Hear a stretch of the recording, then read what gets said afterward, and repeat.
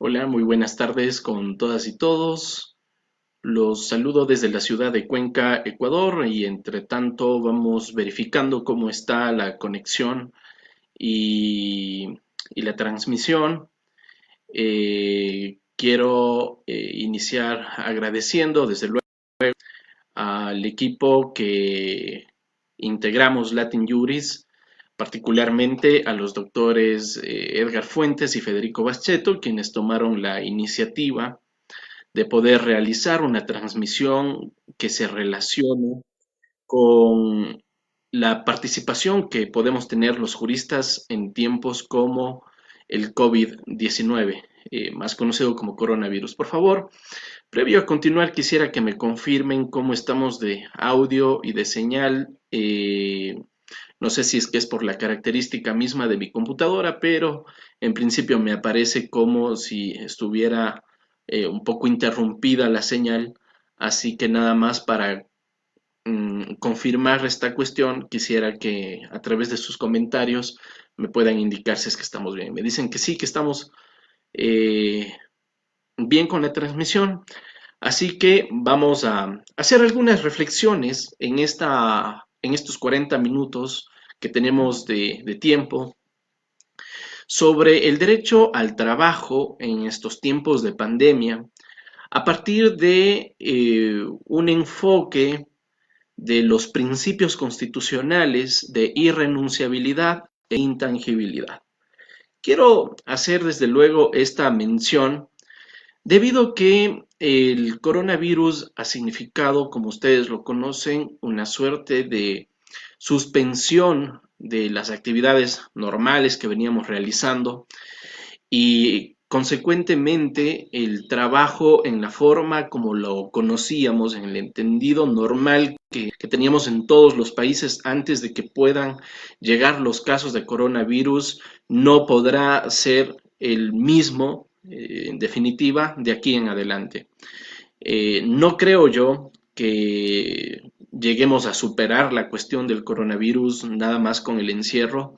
Creo que tendremos que acostumbrarnos a vivir con esta enfermedad y consecuentemente los países deberán de buscar alternativas y opciones en el ámbito laboral que permitan garantizar la estabilidad laboral, el pleno desempeño de las actividades con las debidas prevenciones y precauciones y asimismo pueda existir esta garantía de servicios sin vulnerar los derechos constitucionales que tienen los trabajadores.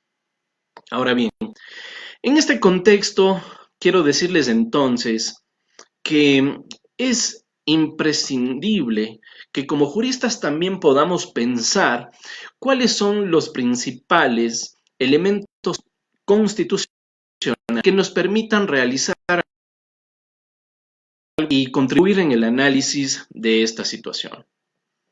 Un análisis que desde luego implica la no, la no afectación de los derechos de las personas y asimismo una propuesta de alternativa que permita a los empleadores gozar de plenas condiciones para que puedan llevar adelante el ejercicio de sus actividades económicas. Pero desde luego, como es sabido en una relación laboral, dada la condición social de de esta relación, siempre la parte más débil es la que se ve amenazada para la vulneración de los derechos y en este caso, desde luego, nos referimos a los trabajadores y empleados en general. Por lo tanto, es importante que todas las reflexiones deban necesariamente de considerar cuáles son los principios constitucionales que rigen la laboral y que les asisten a esta parte débil de la relación social, que es la parte trabajadora, de tal forma que no en aras de una superación de la crisis que estamos pasando, debamos de considerar a la vulneración, a la afectación de derechos como un elemento necesario para la misma. Y vamos a los principios de irreversibilidad e intangibilidad de los derechos de los. Quiero entonces hacer este abordaje, este análisis, precisamente a partir de estos dos principios y revisar cuáles son las normas aplicables tanto en el caso del sector público como en el caso del sector privado. Y surge aquí también una suerte de necesidad imperiosa, quizás para todos los estados, y esto lo digo a modo de reflexión, y es que no solamente está el sector público y el sector privado, los estados tengan en cuenta también cómo están regulando el trabajo autónomo. Desde luego nos dirán, bueno, el trabajo autónomo puede ser considerado como parte del sector privado, sí, pero las condiciones mismas del trabajo autónomo no son condiciones que puedan ser equiparables a el trabajo que se da en el sector público y el trabajo que se da en el sector privado, porque en estos ámbitos, desde luego, existen una suerte de regulaciones de regulaciones de las relaciones laborales, en tanto que en el trabajo autónomo, las personas que realizan sus actividades, que prestan sus servicios, no necesariamente tienen relación laboral con aquella persona que es beneficiaria del servicio que recibe. Digamos, los abogados libre de elección, que tiene su despacho, que pues no tiene consecuentemente las mismas medidas que se dictan tanto para el sector público como para el sector privado, y esta forma de trabajo autónomo que tiene este profesional, por citar un ejemplo, necesariamente deberá de ser tratado de otra forma por parte del Estado. Entonces, creo que es necesario que en el ámbito laboral puedan determinarse una suerte de distinción de estos tres aspectos, de estas tres formas de prestación de servicios o de relaciones laborales para que el Estado pueda ser óptimo en las medidas que vaya adoptando, obedeciendo siempre a las realidades que vive cada sector del trabajo. Para eso es que existen instituciones públicas como el Ministerio del Trabajo, precisamente para que a través de sus unidades de análisis puedan ser óptimos en las medidas que vayan adoptando y no puedan discriminar o afectar la relación laboral de ciertos sectores del trabajo. Y en este contexto, entonces, vale decir que la irrenunciabilidad y la intangibilidad son principios rectores. Quiero acuñar esta frase que nos decía el colega Federico Posesión el día miércoles. Principios rectores porque aquellos que están en la Constitución, precisamente con la de que toda el aparataje estatal, toda la normativa que desarrolla en adelante, sea una normativa que no se aleje de estos principios, sino que desarrolle. Principios rectores porque están dados en la Constitución, en términos kelsenianos, en la norma jurídica fundamental, y consecuentemente toda disposición que a futuro se dicte en el ordenamiento jurídico que no guarde conformidad con estos principios por estar contenidos en la Constitución, sean materialmente inválidos, es decir, sean inconstitucionales. En consecuencia, es importante decir asimismo que las normas jurídicas que se dictan por parte del Estado son normas jurídicas que van a desarrollar los derechos laborales y entonces en ciertas particularidades del derecho en la Constitución, pero que pues, desde luego como la Constitución no puede decir, entonces merece de la legislación.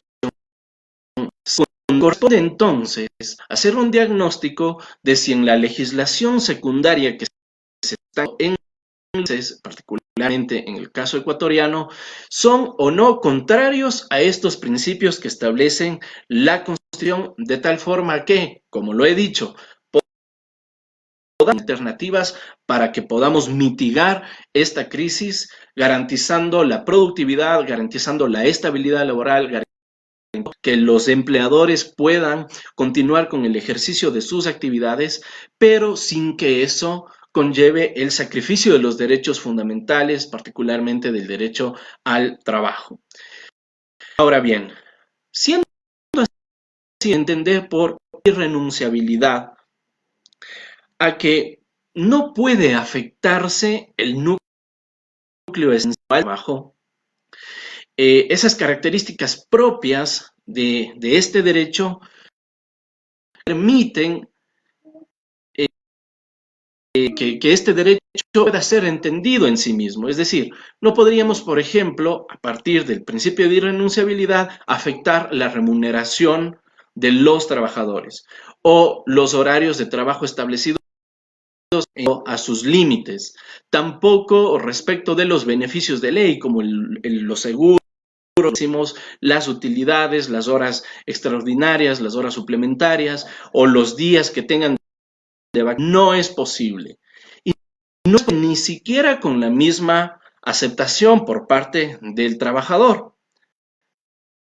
Lo dice el Ecuador y su en la mayoría de las constituciones de América Latina existen regulaciones que señalan, como en el caso ecuatoriano, artículo 3,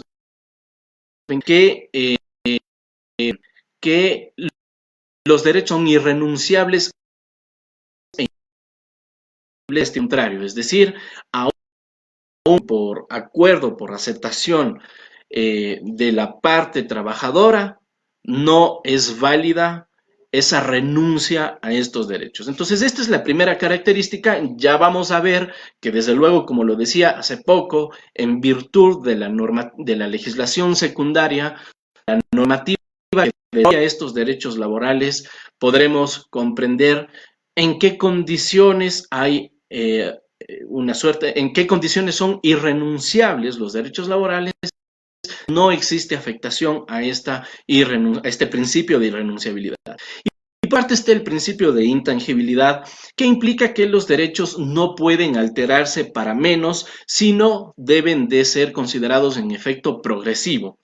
Un efecto progresivo que permite, desde luego, que tengamos seguridad de las conquistas sociales, de los derechos adquiridos, de tal forma que no puedan el día de hoy decirnos que la jornada mínima de trabajo, por ejemplo, es de 15 horas.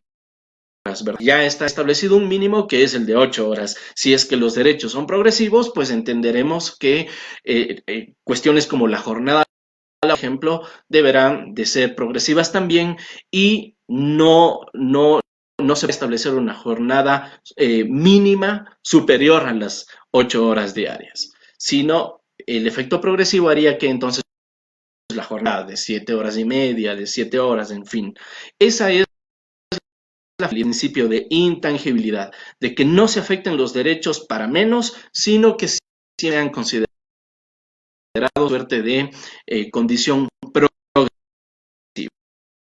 Esto es con lo que establece el artículo 84 de la Constitución del Ecuador, que garantiza que todos los derechos y las normas deban de adecuarse a la Constitución, a los derechos humanos y a la dignidad de la persona. Consecuentemente, entonces, vemos allí que existe una suerte de refuerzo a esta garantía constitucional para que los principios tengan esta fuerza normativa frente a la creación legislativa por parte de las autoridades.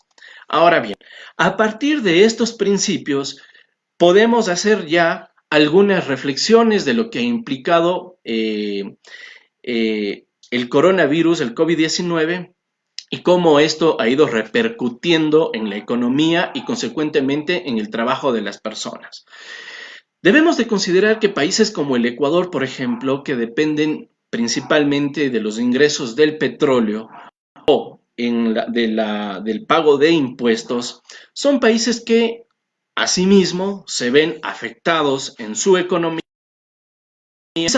por el COVID-19, bajó el precio del barril de petróleo y también o hay una tendencia a la disminución o a la moratoria en el pago de impuestos.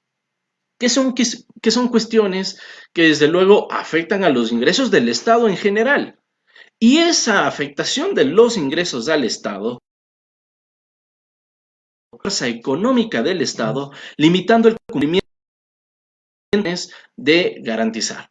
Sabemos que internacionalmente los estados tienen la obligación de respetar, promover y garantizar los derechos humanos, pero en el caso se compromete la obligación de garantizar, porque para eso es necesario que el Estado dispone de recursos.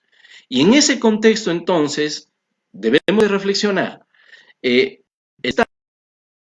A pesar del COVID-19, necesariamente debe de garantizar servicios como la salud, las comunicaciones, la seguridad, la educación y desde el empleo mostrando.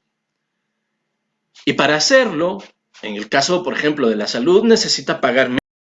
La comunicación es el personal que se encarga de esto. Para seguridad necesita policía y fuerza militar. Para educación necesita docentes. Y en todos estos, desde luego, estamos hablando de empleo. Entonces, ¿qué va a pasar con las personas que prestan sus servicios para el Estado si es que el Estado se ve afectado en su fuerza económica? Allí vemos que ya existe una suerte de amenaza, por lo menos, a la estabilidad laboral de los servidores públicos. Por otra parte está, desde luego, el sector privado. Y el sector privado, asimismo, con las restricciones del coronavirus, sabemos que esta cadena económica que hay detrás del sector privado también ha sido restringida y consecuentemente puede haber una afectación a la empresa privada que pone en riesgo el empleo de las personas.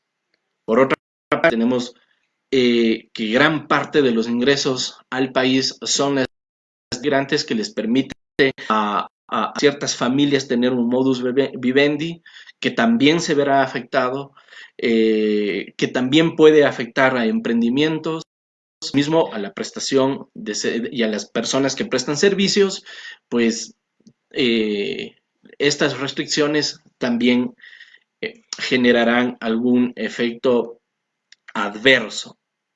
Con todas estas repercusiones del coronavirus, el Estado, en el ámbito laboral, ha adoptado algunas medidas que vale comentar, como decía, a partir de la legislación vigente, tanto para el sector público como para el privado. Pero como lo digo, todavía hay cuestiones pendientes con el sector autónomo de el trabajo en el país. Todo el sector público ha sido el también conocido como en otros países. El teléfono en el Ecuador ya estaba regulado desde el año 2016 o 2017, ya los primeros acuerdos ministeriales que trabajo, pero a propósito del coronavirus tuvieron que sacar una regulación, un acuerdo ministerial sobre el teletrabajo emergente, que obligaba a las instituciones para que en estos días de la pandemia y por las restricciones de movilidad, todos los servidores públicos realicen sus trabajos desde su casa.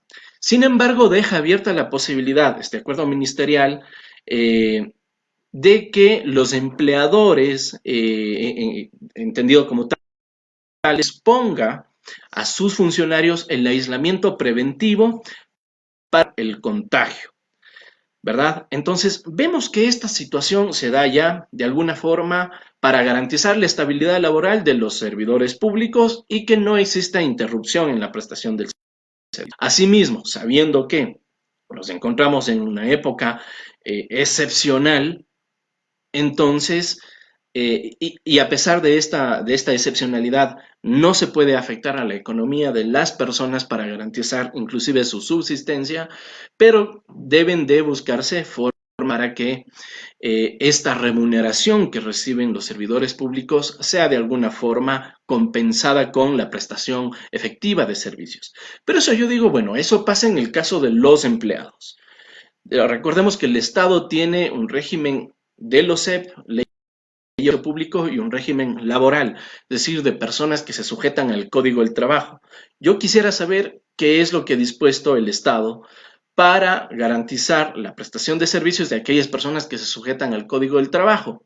Y desde luego esto nos va a llevar, ya veremos más adelante, a otras reflexiones. Por ejemplo, en las instituciones públicas, bueno, están asesores, ministros, directores, etcétera, servidores públicos en estricto sentido, pero también existen las personas que se dedican a labores de limpieza de la institución, tienen choferes, etcétera, personas que se rigen en sí mismo por la relación laboral del Código del Trabajo, pero que por la naturaleza misma de la prestación de sus servicios, eh, ahora no es posible que puedan de alguna forma devengar ese sueldo a partir del teletrabajo. Entonces, allí el Estado tiene de alguna forma la obligación, y los empleadores en general, de buscar alternativas que garantizar la estabilidad laboral, pero que le permitan también algún valor. Hemos visto sobre todo en estos días que muchísima gente está lanzando cursos en línea, está promoviendo la capacitación, en fin. Quizás sea momento de eso, quizás sea una oportunidad para estas personas que por la naturaleza pueden, entonces tengan como alternativa y como parte de su trabajo la posibilidad, dígase en el caso de los choferes, para que estudien, se capaciten en lo que se refiere, por ejemplo, a la ley de tránsito y cosas parecidas. Entonces, necesariamente debe de ser pensado y repensado cuáles son las medidas que garantizar la estabilidad laboral, pero sobre todo para que exista una suerte de prestación en relación con la remuneración que se percibe. Ahora, asimismo, está la posibilidad de la licencia con remuneración. Y en el ámbito del coronavirus, vemos ya que la Ley Orgánica de Servicio Público tiene algunas regulaciones, no precisamente refiriéndose al coronavirus, pero sí refiriéndose a las enfermedades. En el caso de las enfermedades, la ley ecuatoriana permite que los servidores públicos hasta por 3 meses puedan tener con remuneración una enfermedad que se encuentre debidamente acreditada, justificada por el facultativo. Esa posibilidad, entonces, públicos que han sido contagiados, existe la posibilidad. Es decir, de que puedan tener la tranquilidad de irse a sus casas y saber que tienen, pese a su enfermedad, por enfermedad, perdón, por enfermedad catastrófica. ¿Qué es lo que nos dice la regulación? Nos dice que enfermedades catastróficas pueden o habilitan una licencia con, es decir, para que se vayan a sus casas y sigan cobrando su sueldo tranquilamente, pero hasta por 6 meses. Ahora, hasta la actualidad no se ha señalado con precisión si el COVID puede ser o no considerado como una enfermedad catastrófica.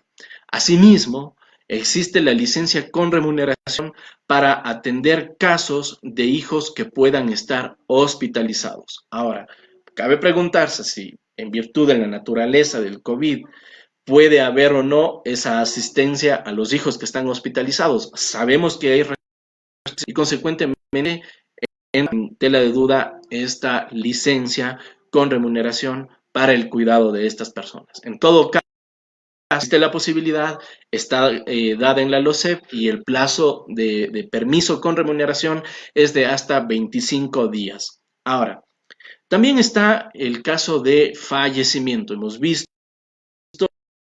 colegas inclusive que lo que ven desde otros países, cómo está la situación en el Ecuador. Muchísimas personas han fallecido por el coronavirus en el país y consecuentemente hay una regulación también de la LOCEP frente a esto. La Ley Orgánica de Servicio Público les dice a los servidores públicos que en el caso de fallecimiento de familiares pueden tener permiso de 2 a 8 días, dependiendo de del grado de parentesco que puedan tener con la persona que ha fallecido.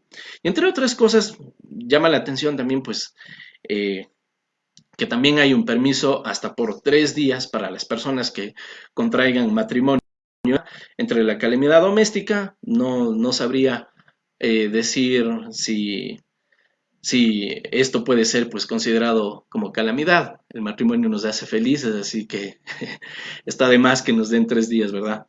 Ok. Bueno, asimismo, se ha discutido mucho o se escucha que eventualmente pueden existir licencias sin remuneración. Licencias sin remuneración, sin embargo, de acuerdo con la normativa, proceden solamente en el caso de que el servidor tenga la intención de requerir pública que eh, no le permita llegar a su institución, que mantenga su relación laboral, es decir, que siendo funcionario de la institución, pero nada más no recibe remuneración. Y esta sin remuneración, en el caso del sector público, es habilitada hasta por 60 días, pero siempre bajo petición persona del empleado, del servidor público en este caso. Ahora, para el caso de intereses institucionales no está habilitada esta posibilidad. Y no está habilitada debido a que, pues, asuntos particulares, como lo establece la normativa, es algo que únicamente le corresponde al empleado. No sabemos si eventualmente con una posible reforma, dada la situación por la que estamos atravesando, la institución, en virtud de sus intereses, pueda eh, otorgar licencias sin remuneración a las personas. Sabemos en todo caso, y eso a la luz del principio de intangibilidad, podría generar algunas consecuencias jurídicas. Sobre todo porque la licencia sin remuneración puede ser prevista por parte del empleado y por eso es solamente él quien la puede solicitar. Pero si es que la solicita el Estado por causas que no son previstas por parte del empleado, entonces eventualmente se estaría vulnerando este principio de intangibilidad y eventualmente entonces también habría una afectación a la estabilidad laboral del trabajador porque, no sé, el trabajador puede tener préstamos, puede tener un poco de obligaciones económicas que no va a poder satisfacer si es que es suspendido en cuanto a la prestación de sus servicios de manera intempestiva por parte del Estado como empleador. Ahora, también está la posibilidad o lo que se ha dicho, es la suspensión de labores sin remuneración. Hay que tener en cuenta que el régimen disciplinario del Ecuador establece a la suspensión de labores sin remuneración como una forma de sanción. Es decir, si es que a alguna se le ocurre hacer esto, en el fondo lo que está haciendo es sancionar al funcionario público sin un debido proceso. Y por lo tanto, se estarían vulnerando derechos fundamentales. No existe esta posibilidad y mal podría la institución pública aplicarla. Además está la suspensión de labores, pero con remuneración. Es de alguna forma, pues no está expresamente regulado en la normativa. Sin embargo, hemos visto casos durante algunos años, por ejemplo, cuando se dan los feriados. Cae feriado el día miércoles, ¿verdad? Ese día miércoles, de acuerdo con la normativa, debe de pasar a las. Sin embargo, coincide pues que el próximo lunes también es feriado. Entonces, ¿qué es lo que hacen las autoridades? Han procurado una integración de todos esos días para que no estén los trabajadores en una suerte de traslados permanentes, por ejemplo, de aquellos trabajadores en una ciudad o que tienen su domicilio en una ciudad, pero tienen que ir a prestar sus servicios en otra. Y entonces hacían puentes en los feriados y esos días que eran de trabajo obligatorio debían de recuperar. Entonces allí podríamos decir una suerte de suspensión de labores con remuneración. Suspensión que desde luego posteriormente debía de ser recuperada por parte de los secos, mediante la prestación de una hora diaria más de, de trabajo, en fin, o trabajando un sábado mediodía y la jornada subsiguiente otra vez. Bueno, en fin, eso ya ha dependido de cómo lo regulen los decretos ejecutivos. Sin embargo, son situaciones que han estado, que ya han sucedido en el país y que eventualmente podrían regularse también a propósito de lo que estamos pasando con el COVID-19. Y por otra parte está también las vacaciones. El tema de las vacaciones es una cuestión un poco controversial porque muchos empleadores dicen, bueno, ¿sabes qué? Ojo que ahora estoy hablando del sector público. Muchos empleadores dicen, bueno, a los empleados públicos, a los servidores públicos, ustedes tienen obligatoriamente que salir de vacaciones. Les han dicho sí o sí, ustedes tienen que irse y pare de contar. Esta situación, como le digo, es un poco controversial porque las vacaciones, de acuerdo con la normativa, deben de ser planificadas. Y esta planificación que la realiza la unidad de talento humano de cada institución debe pasar al jefe de área para que a su vez este jefe de área converse con los servidores, se pongan de acuerdo en la agenda de vacaciones para garantizar que no se vayan todos al mismo tiempo y no haya una afectación en la prestación del servicio. Y esta agenda, este acuerdo, estas observaciones deben de regresar a la unidad de talento humano para que considere la planificación de las vacaciones y consecuentemente las otorgue.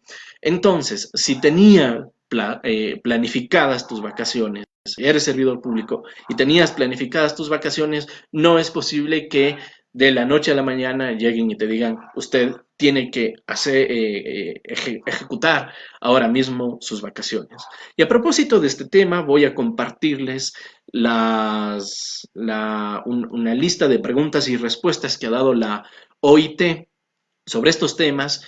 Y respecto precisamente del asunto de las vacaciones, la OIT también dice, señores, no puede obligar a los trabajadores a tomar vacaciones. Es importante considerar entonces también estos instrumentos internacionales.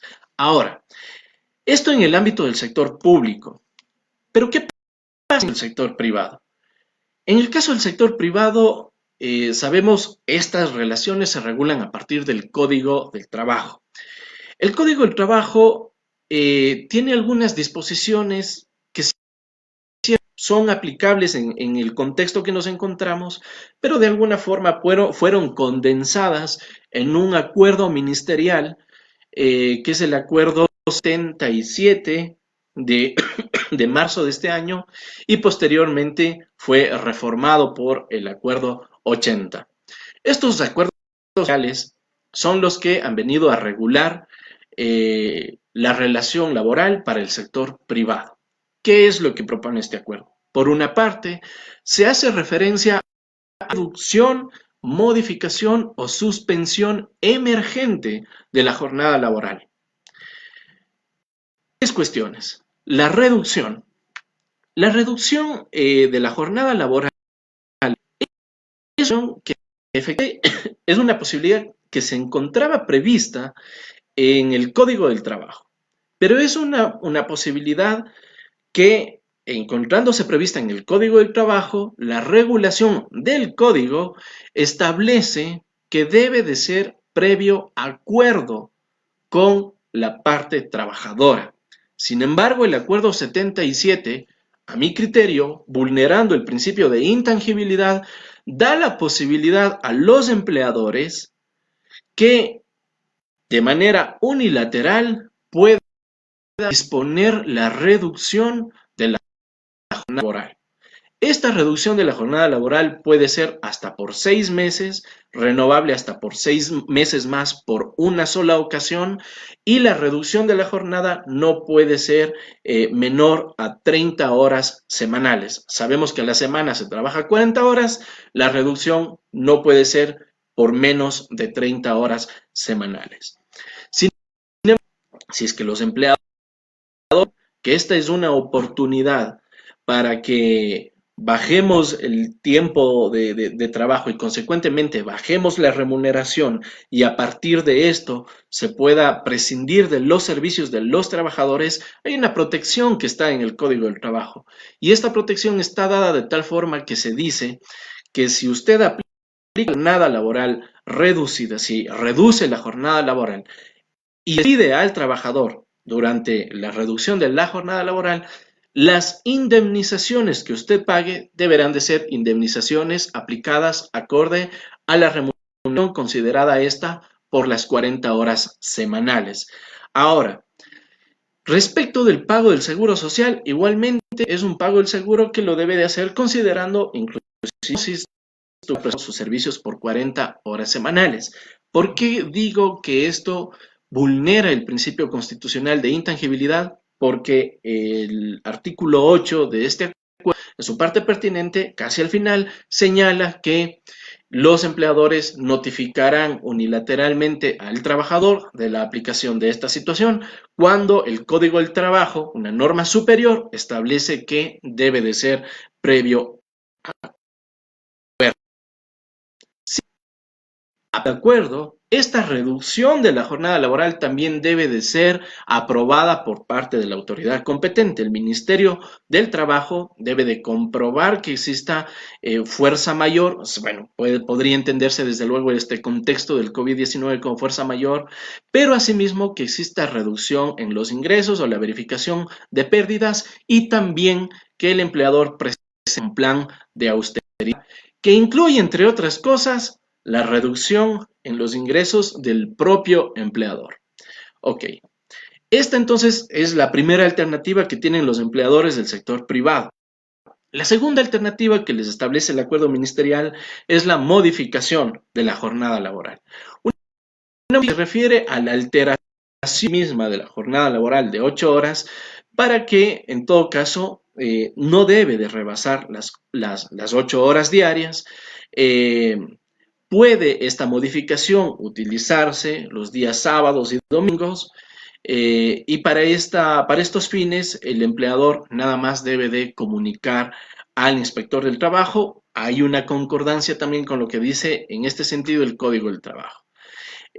Desde luego, esto implica que los empleadores, de alguna forma, para garantizar la producción, tengan que modificar la jornada laboral de ciertas personas. Pero esta modificación, insisto, no puede alterar, en virtud del principio de intangibilidad, no puede alterar la jornada laboral en la forma que está establecida en el Código del Trabajo, que nos dice que se trabaja hasta 8 horas diarias y por 40 días a la semana y con 2 días obligatorios de descanso. Entonces, si usted trabajaba de lunes a viernes, 8 horas diarias, de acuerdo con esta modificación laboral, para garantizar que exista productividad en la empresa, su empleador sí puede disponerle que trabaje sábados y domingos, pero no puede prescindir de su descanso obligatorio semanal de 2 días continuos. Entonces, si es que le hace trabajar sábados y domingos, posiblemente entonces su descanso será lunes y martes, ¿verdad? En este sentido, entonces, se ha establecido esta posibilidad de modificación para garantizar la continuidad en la prestación o en el ejercicio de las actividades que realiza la empresa. Y por otra parte está la opción de suspender la jornada laboral, que implica que no se trabaja, pero es posible recuperar estas horas de trabajo que por la naturaleza misma de la actividad no puedo cumplirla eh, en, la, en la modalidad de teletrabajo, ¿verdad?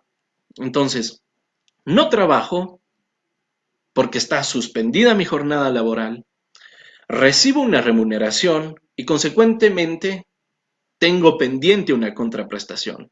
Una contraprestación que superado la emergencia sanitaria deberé de cubrir al empleador.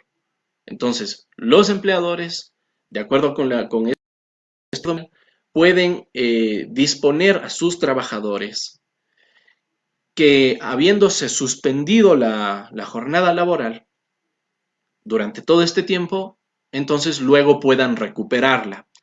Pero es una recuperación que debe de darse hasta por 12 horas a la semana. 12 horas distribuidas pues a lo largo de los días de la semana, ¿verdad? Y también con la que pueda recuperarse hasta 8 horas los días sábados sin que estas horas adicionales, estas horas de recuperación puedan ser consideradas como horas suplementarias o extraordinarias para que se paguen los recargos respectivos. Se entiende que el trabajador está devengando su remuneración percibida durante todo este tiempo en donde no ha estado prestando sus servicios. Sin embargo, el acuerdo, perdón, el acuerdo 80, que modificó el 77, establece también la opción de establecer un calendario de pagos. Le señala la posibilidad de acordar, ojo, no imponer, la opción de acordar con sus trabajadores la posibilidad de llegar a un acuerdo para el empleador eh, pueda pagarse en diferentes plazos. Es un acuerdo, desde luego, que depende ahí sí ya del trabajador y que por supuesto merece un criterio muy especial por parte de los trabajadores, considerando la realidad de la empresa en la que trabaja.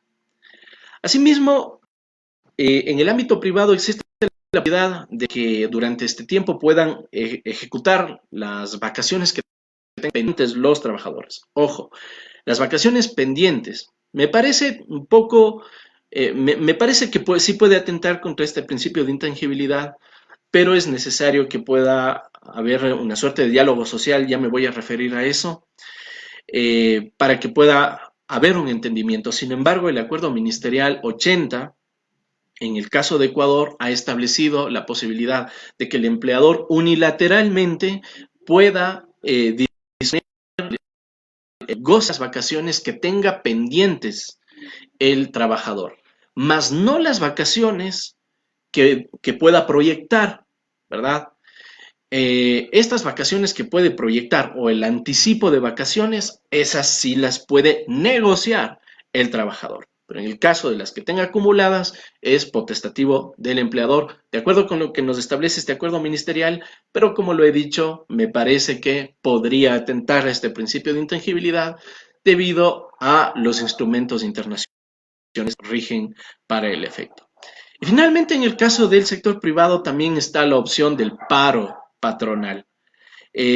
Muchas veces en el argot popular se habla de paro cuando cuando observamos la paralización en general de la nación, cuando hay broncas, cuando hay huelgas, ¿verdad?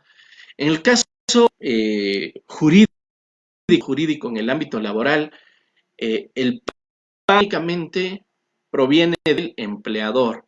Y es un paro que proviene del empleador cuando, debido a las circunstancias, no puede continuar produciendo y está en riesgo la situación de su empresa. El empleador, en este caso, debe de acudir al Tribunal de Conciliación y Arbitraje, ¿verdad? Un órgano considerado un órgano jurisdiccional según nuestra Constitución, según la jurisprudencia de la misma Corte Constitucional. Y este Tribunal de Conciliación y Arbitraje es el que establecerá durante cuánto tiempo puede permanecer una empresa paralizada. Y durante ese tiempo establecido por el tribunal, la empresa tiene plena potestad para suspender los contratos en el piano y esta suspensión de contratos consecuentemente implique el no pago de las remuneraciones de sus trabajadores debido a que la empresa se encuentra paralizada, se encuentra en paro, ¿verdad? Hasta que se supere la temporalidad y consecuentemente a la normalidad. Ahora, como vemos entonces, el COVID en general ha significado una amenaza a la estabilidad laboral, tanto en el sector público como en el sector privado. En el sector público, inclusive antes de las medidas del COVID, el presidente ecuatoriano, Lenín Moreno, había ya anunciado algunas económicas, dada la situación de crisis misma del país, en el anunciaba la supresión de instituciones públicas, que consecuentemente nos abre la posibilidad de que exista supresión de partidas o compra de renuncias obligatorias, una figura a mi criterio inconstitucional, con no volver al Estado salvo que devuelvas la indemnización. Asimismo, había anunciado una suerte de disminución en la remuneración vía impuestos, es decir, personas que ganen cierta cantidad de dinero tienen que pagar al Estado un porcentaje, cuestión que disminución a la remuneración y también implica una vulneración a este principio de inelegibilidad. Y en el ámbito laboral privado, las amenazas están dadas. La amenaza, por ejemplo, de los despidos masivos. Ahora que investigaba un poco para preparar esta exposición, veía que el caso que de 140 trabajadores despedidos en el Ecuador. Federico Bascheto, colega de Argentina, el dato que la empresa Techint en Argentina había prescindido de los servicios de 1.400 trabajadores. Hace 2 días el ministro del Trabajo del Ecuador decía que ya están bordeando las 500 denuncias por despido intempestivo en el Ministerio del Trabajo. Entonces, vemos que desde luego el COVID ha representado una amenaza a la estabilidad laboral y frente a eso debemos de pensar las alternativas. ¿Cuáles son estas? Primero, es importante que el Estado pueda tomar medidas eficaces para que de alguna forma se reprograme el cobro de impuestos, se pueda generar una suerte de contingencia aduanera para facilitar la exportación, para facilitar la importación, se faciliten líneas de crédito, ¿verdad? Que hay en líneas de crédito blandas en general para la reinversión, que exista también flexibilidad para que se establezcan moratorias en las líneas de crédito, en obligaciones financieras y asimismo en garantías crediticias. Por otra parte, debe de existir mucho talento para que pueda haber un diálogo social. No se trata ahora de ponernos en posiciones radicales, sino de entender la situación, la preocupación que tienen los empleadores y también de entender la incertidumbre que tienen los trabajadores. Y esto es importante tenerlo en cuenta para que se pueda llegar a un diálogo social y pueda haber una suerte de negociación colectiva que permita a los empleadores mitigar los efectos negativos en sus actividades y también que puede establecerse cómo los trabajadores pueden ayudar a contener estas repercusiones. ¿Verdad? En el fondo, no se podría quizás impedir los despidos en estos casos. El artículo 66 de nuestra Constitución, en su numeral 29, en el literal D, consagra este principio de que nadie puede estar obligado a hacer lo imposible, ¿verdad? Trata en esta frase de que ninguna persona puede ser obligada a hacer algo prohibido o a dejar de hacer algo no prohibido por la ley. No podríamos obligarle al empleador a que no despida a la gente, sin embargo, si es que despide, habrán indemnizaciones, ¿verdad? Pero si la situación realmente es insostenible, no hay otra alternativa.